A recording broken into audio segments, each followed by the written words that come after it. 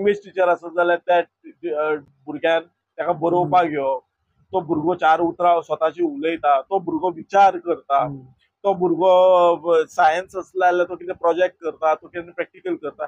हे सगळे educational objective हे आमी शिकयता. आमी बीएडाक आसता, हांव बीएडाक शिकयता.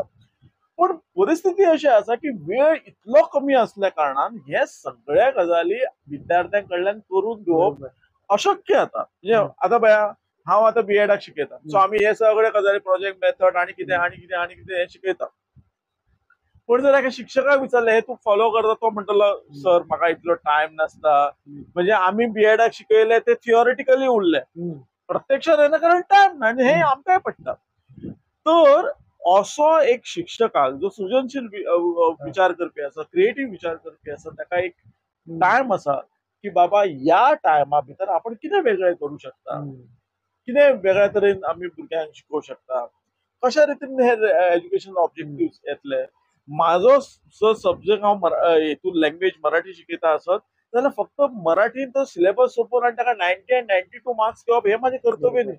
ताका मराठी विशया बद्दल आवड कशी निर्माण जातली, हो इंटरेस्ट क्रिएट करप भुरग्या भितर, त्या विशयाच्या संदर्भात इंटरेस्ट क्रिएट करप, हे सगळ्यान ऑब्जेक्टिव्हान खूप हायली वयले ऑब्जेक्टिव्ह आसा.